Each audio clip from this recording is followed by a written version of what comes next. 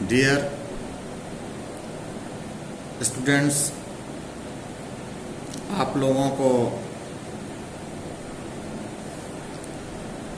आज के इस क्लास में सभी लोगों को शुभकामनाएं। कल हमने आप लोगों को पढ़ाया था प्रबंध के सिद्धांत, और प्रबंध के सिद्धांत के संबंध में हमने आपको सारी बातें कल बताई, और उनमें जिन विद्वानों ने अपने अपने ढंग से जिसको परिभाषित करने का कार्य किया था, उन परिभाषाओं को मैंने बताने का काम किया, उनकी अवधारणा बताया और उनका आवश्यकता और महत्व यानी इम्पोर्टेंस, सिग्निफिकेशंस और प्रिंसिपल्स ऑफ मैनेजमेंट हमने आपको बताने का काम किया है। इस तरह कल जो क्लास हुआ, प्रबंध के सिद्धांतों का उन व्याख्याओं के आधार पर यह निष्कर्ष निकलता है कि प्रबंध के सिद्धांत के ज्ञान से एक प्रबंधक का कार्य सरल हो जाता है। उसकी कार्य क्षमता, उसकी कार्य कुशलता, उसकी सोचने की सलाहियत, कार्य करने का जो प्रेरणा है, इन सारी चीज़ों में वृद्धि होती है, बढ़ जाती है। और यदि वह प्रबंधक इन सिद्धांतों पर चलता है और इन सिद्धांतों के आधार पर आधारित बातों का मूल्यांकन करता है, तो वह निश्चित रूप से कामयाब होता है और अपने सभी कार्यों में वो सफल होता है, अगर उसका उचित प्रयोग करता है तो। प्रबंध के आधारभूत सिद्धांत आज का चैप्टर है। चैप्टर नहीं है, बल्कि आज हम लोग जानेंगे कि प्रबंध के जो सिद्धांत हैं वो क्या हैं, किस आधार पर आधारित हैं। प्रबंध के सिद्धांतों को अनेक विद्वानों ने अपने अपने ढंग से क्रमबद्ध करने का काम किया है। इनमें जो सबसे मुख्य जो विद्वान हैं, हेनरी फ्यूल, जो विशेषज्ञ प्रबंध के माने जाते हैं, इनके अलावा बहुत सारे लोग हैं जिन्होंने अपने अपने ढंग से प्रबंध के सिद्धांतों के महत्व को स्वीकार किया है।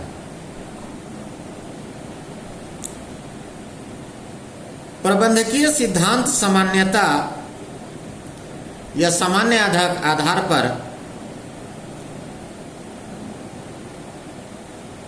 मान्यता के आधारभूत माना जाता है और वो सत्य है। जो प्रबंधकीय कार्यों के परिणामों की भविष्यवाणी करने की या पूर्व में ही उससे क्या आउटपुट उसका निकलेगा, क्या उसमें परेशानी आएगी, क्या कठिनाइयाँ होंगी, किन बातों को ऊपर में ध्यान देना होगा, इन तमाम बातों को भविष्यवाणी करने की उपयोगिता रखते हैं। थियो हेमन ने अपने सिद्धांत को दर्शाते हुए लिखा है कि एक प्रबंधक का कार्य सरल हो जाता है एक प्रबंधक का कार्य सरल हो जाता है और उसकी कार्य कुशलता में वृद्धि होती है यदि वह प्राप्त प्रबंधकीय सिद्धांतों को समझता है या उसको जानने का प्रयास करता है। तो प्रबंधकों को जटिल अवस्थाओं में से निकालने के लिए यह मार्गदर्शक का रूप में काम करता है। यह मार्गदर्शन कराता है। प्रबंध के सिद्धांत भौतिक विज्ञान की भांति पूर्ण में नहीं होती, बल्कि प्रबंध एक सामाजिक विज्ञान है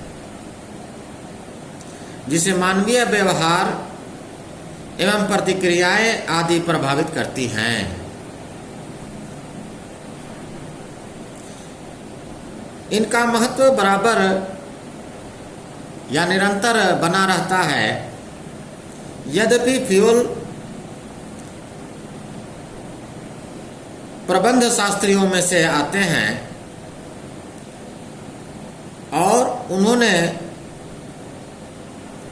लगभग 14 सिद्धांतों को 14 प्रिंसिपल्स ऑफ मैनेजमेंट बताया है और इनमें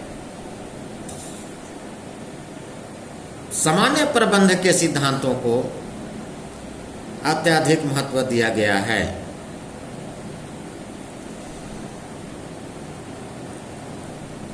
फ्रांस के जो सबसे प्रसिद्ध उद्योगपति थे और बहुत बड़े विद्वान, बहुत बड़े व्यवसायी संगठन के माने जाने वाले श्री हेनरी फ्यूल,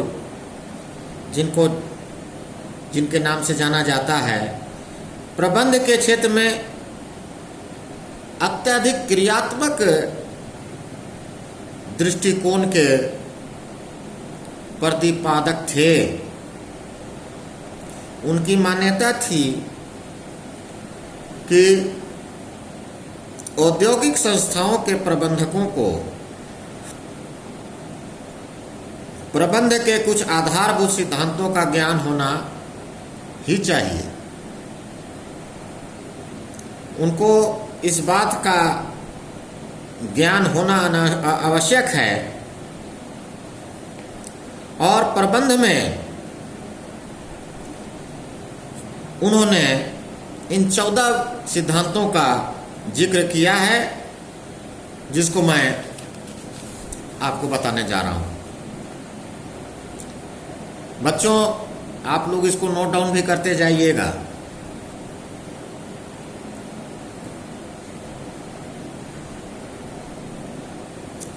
फ्यूल के प्रबंध के 14 सिद्धांत निम्नलिखित प्रकार से हैं, जिसको पहला सिद्धांत हम कहते हैं कार्य विभाजन, डिवीजन ऑफ वर्क। माने कार्यों को, यदि आपके पास एक कार्य है, किसी कार्य को आप करने जा रहे हैं, तो उस कार्य को अलग अलग लोगों में बांटने का कार्य कीजिए, विभाजित कीजिए लोगों में। उसी को यहाँ पर कहा गया है कि कार्यों का विभाजन, डिवीजन ऑफ वर्क।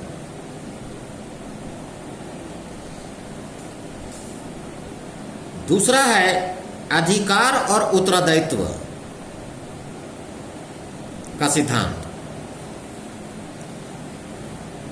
कार्य विभाजन का सिद्धांत, अधिकार और उत्तरदायित्व का सिद्धांत, अथॉरिटी और रिस्पॉन्सिबिलिटी। ये जैसा कि आप जानते हैं कि इन दोनों के साथ किसी भी व्यक्ति को अगर ये दोनों बातें दे दी जाएं तो निश्चित रूप से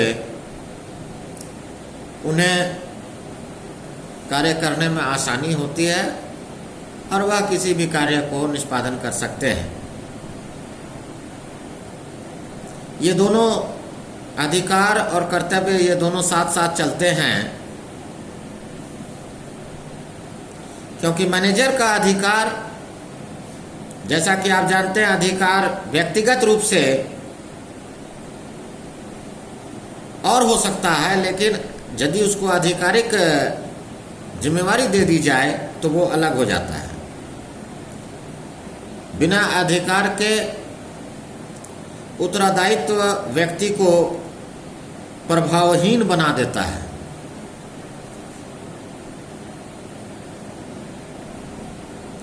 अधिकारों का परिणाम ही उत्तरदायित्व है अपने आप में।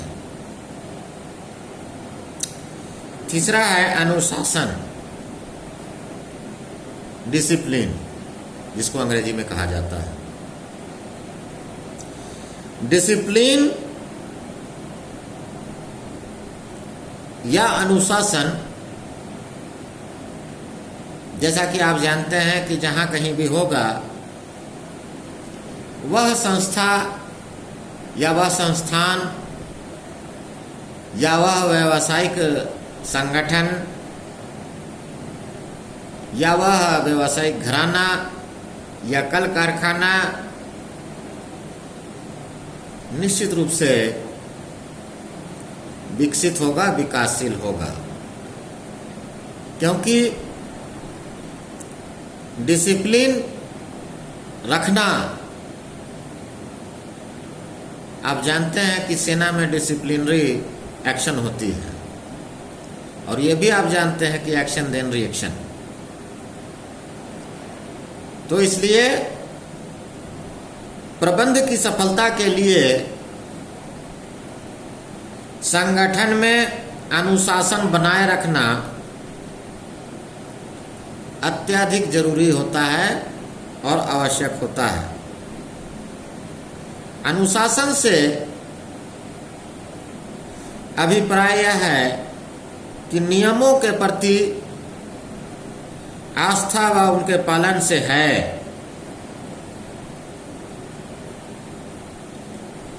किसी भी संगठन या संस्थान में अनुशासन बनाए रखने के लिए यह आवश्यक है कि वहां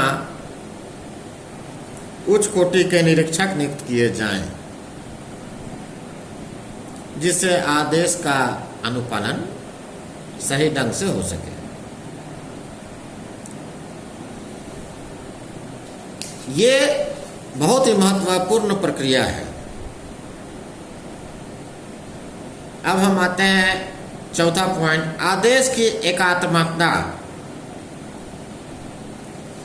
यूनिटी ऑफ कमांड। कर्मचारियों को एक ही अधिकारी से आदेश मिलने चाहिए और यदि एक से अधिक आदमी या व्यक्ति या कर्मचारी या अधिकारी या पदाधिकारी आदेश देने लगेंगे या निर्देश देने लगेंगे तो यह ठीक नहीं है। किसी संगठन में कर्मचारियों के कुशलता पूर्वक कार्य के लिए यह जरूरी है कि आदेश की एकता का होना आवश्यक है। प्रत्येक कर्मचारी का केवल एक ही अधिकारी होना चाहिए। अधिकार तथा आदेशों में मतभेद उत्पन्न होना अनिवार्य है यदि एक से अधिक लोग आदेश देने लगे और निर्देश देने लगे। अब है 5वां पॉइंट निर्देश की एकात्मकता, वो आप समझ ही गए। उसके बाद सामूहिक हितों के लिए व्यक्तिगत हितों का समर्पण, यानी subordination of individual interest of general interest, अर्थात सामूहिक हितों के लिए व्यक्तिगत हितों को नजरअंदाज करना या उसको मार देना या उसको समाप्त कर देना।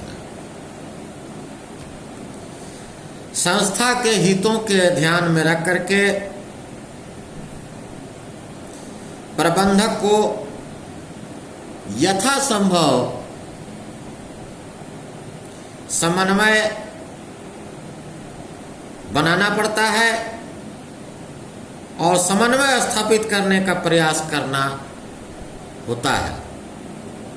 यदि किसी समय दोनों व्यक्तिगत भी और सामूहिक हित भी आपस में टकराता है तो यह निश्चित होनी चाहिए कि व्यक्तिगत हित को छोड़ करके सामूहिक हित को बढ़ावा दिया जाए और सामूहिकता को बल दिया जाए।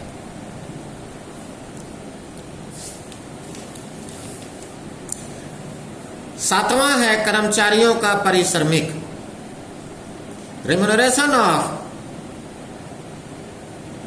पर्सनल, कर्मचारियों का पारिश्रमिक। प्रबंधक का यह एक महत्वपूर्ण कार्य होता है कि कर्मचारियों को उनके द्वारा किए गए कार्य के लिए उचित पारिश्रमिक का या उचित प्रकार से उनको कार्य के बदले उनका रेम्यूनरेशन यथासंभव उनको दिया जाए। यदि कर्मचारियों को वेतन के संबंध में या वेतन से वह संतोषजनक या संतोष उनके में उत्पन्न होती है और उनको यह बात की जानकारी रहती है कि कुछ भी हो जाए हमको मेरे कार्य के बदले या मैं जितना कार्य करूंगा उतना हमको उसके बदले में वेतन मिलेगा, हमको पूंजी मिलेगी, हमको सहायता प्रदान किया जाएगा, तो निश्चित रूप से कार्य के प्रति वो सजग होते हैं और उनको उत्प्रेरणा मिलती है और वो आगे बढ़ने का प्रयास करते हैं, जिससे संगठन या संस्था को लाभ होती है। आठवां जो है वह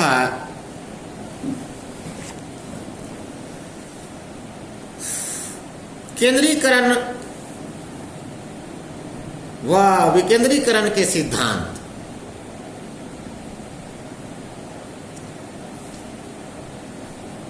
centralisation and decentralization of work. Centralization केंद्रीकरण, डिसेंट्रलाइजेशन विकेंद्रीकरण ऑफ वर्क। यद्यपि फेयोल ने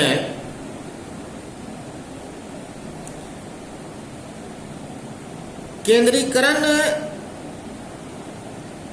को प्रबंध में किस सीमा तक अधिकार दिया जाए इसके बारे में उतनी जानकारी नहीं दी है, लेकिन फियोल ने अपने शब्दों में इस बात को जरूर बताने का कार्य किया है कि विकेंद्रीकरण की मात्रा की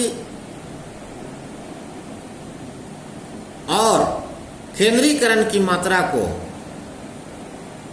आपस में सामंजस्य बैठाया जाए, और यदि सामंजस्य बैठता है तो उस कार्य के प्रति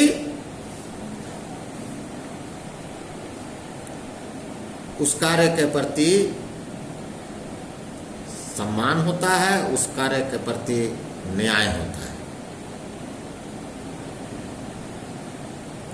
प्रबंध में किस सीमा तक अधिकारों का केंद्रीकरण और किस सीमा तक विकेंद्रीकरण होना चाहिए, यह संस्था की निजी परिस्थितियों, कार्य की प्रकृति आदि पर निर्भर करता है। केंद्रीकरण तथा विकेंद्रीकरण कार्य को हर तरह से सामंजस्य बैठाने के उपरांत ही कार्य किया जा सकता है। नवा है स्केलर चेन, यानी सोपान श्रृंखला।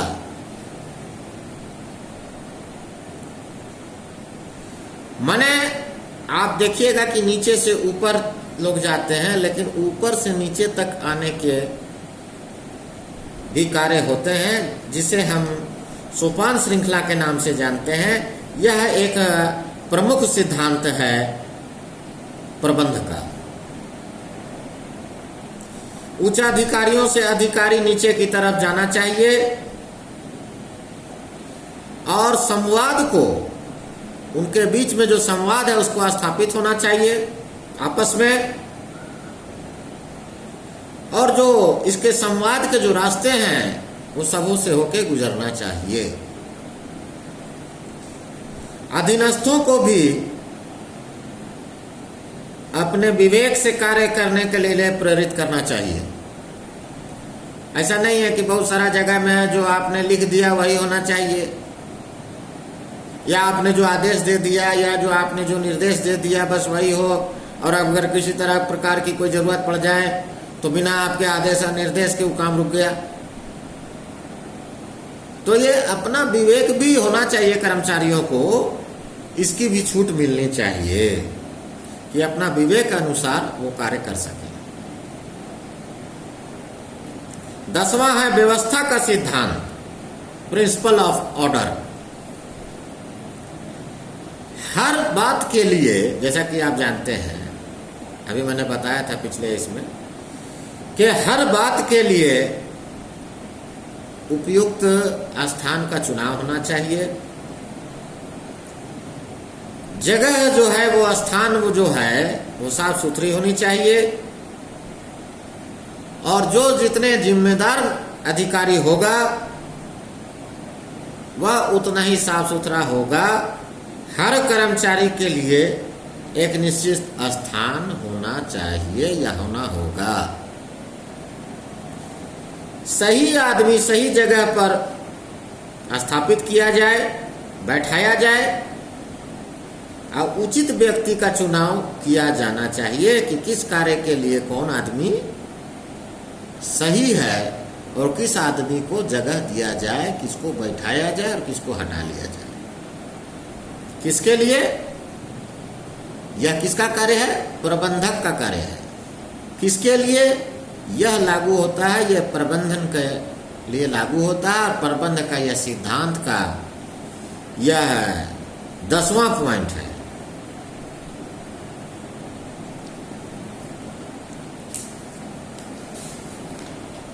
एक 11वां है समस्त या समरसता या समता का सिद्धांत, प्रिंसिपल ऑफ इक्विटी।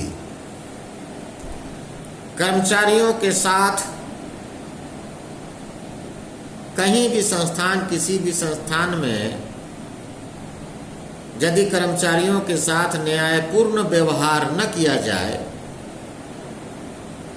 तो क्या वो व्यवसाय चलेगा, वो व्यावसायिक संगठन या संस्थान चलेगा, टिकेगा? नहीं टिकेगा।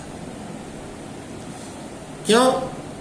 क्योंकि उनको यह भय सताते रहेगा कि मेरे साथ कोई न्यायपूर्ण व्यवस्था नहीं होगा और सामने वाला व्यक्ति जो मेरे प्रति मेरा अधिकारी है वो मेरे प्रति उत्तरदायित्व नहीं होगा। इस भय से निकलने के लिए कर्मचारियों के साथ न्यायपूर्ण व्यवहार करना होगा और कर्मचारियों की निष्ठा एवं स्वाभाविकता उसके साथ खिलवाड़ नहीं होगा।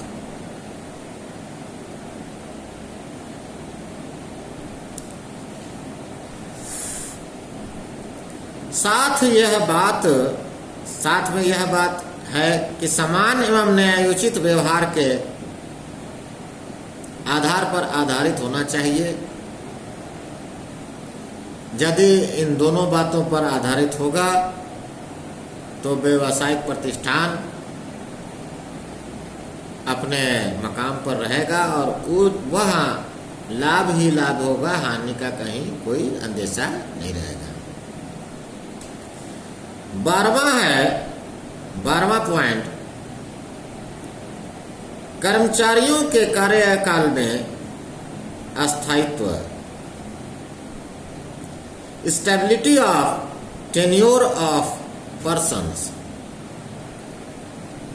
अर्थात कोई भी पदाधिकारी या कर्मचारी या अधिकारी को आप यदि कहीं बैठाते हैं, किसी पद में बैठाते हैं, किसी कुर्सी पर बैठाते हैं, तो उसको इस बात की जानकारी रहनी चाहिए कि इतने दिनों के लिए, इतना टेन्योर के लिए हमको रखा गया है। ऐसा नहीं कि बीच में हटा देगा।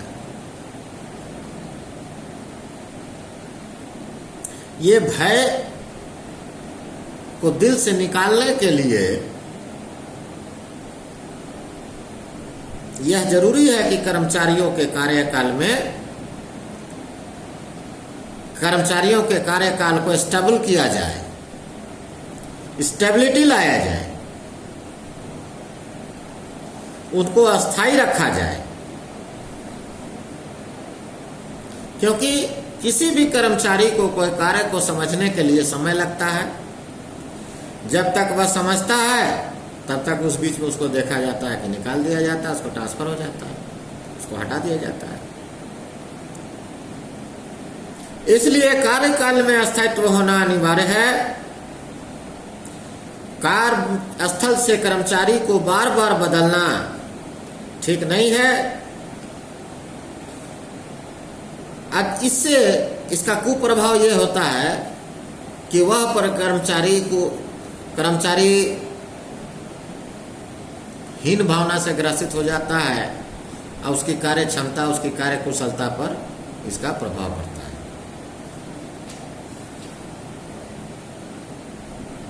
तेरहवां पॉइंट है पहल करने की क्षमता का सिद्धांत, प्रिंसिपल ऑफ इनिशिएटिव। फेयोल के सिद्धांत के द्वारा आप बहुत सारे सिद्धांतों को आपने जैसे देखा,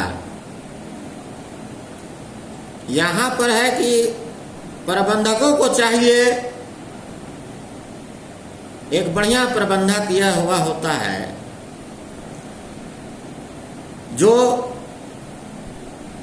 कर्मचारियों को अधिक से अधिक सुविधाएं उपलब्ध कराए, क्योंकि काम उन्हीं से लेना है। कहीं बाहर से तो आप कर्मचारी लाइएगा नहीं, उन्हीं से काम लेना है, उनसे कार्य क्षमता को बढ़ाना है, उनकी कार्य कुशलता को बढ़ानी है। तो ये चाहिए कि एक बढ़िया प्रबंधक जो होता है वह सुविधाओं पर ध्यान देता है और प्रबंधकों के द्वारा उनकी हौसला अफजाई की जाती है, हौसला बढ़ाया जाता है, जिससे उनके कार्य कुशलता में वृद्धि होती है। 14 पॉइंट है सहयोग की भावना।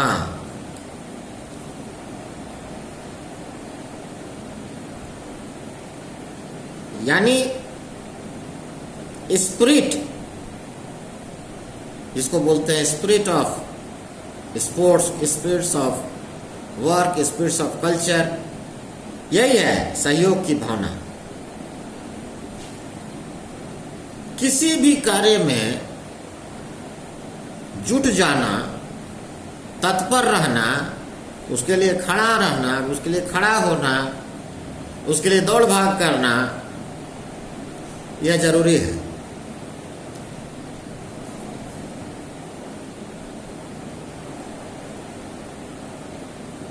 जब तक कर्मचारी मिलकर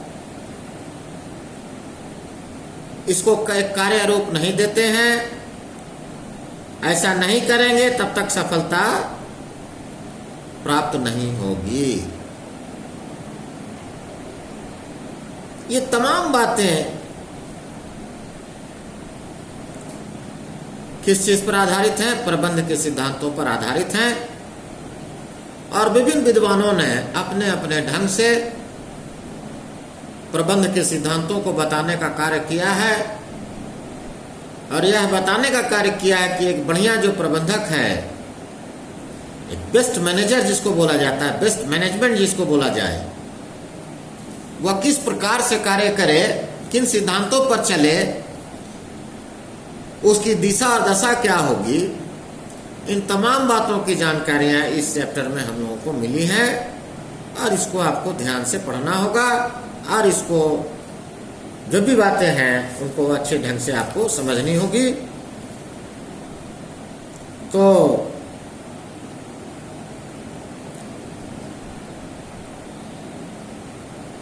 आज का जो चैप्टर है यहीं पर हम लोग समाप्त करते हैं।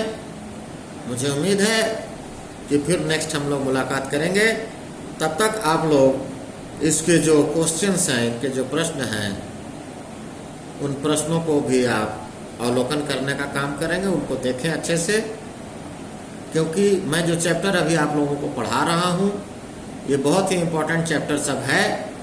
पिछले समय में मैंने जब क्लास चल रही थी लॉकडाउन से पहले,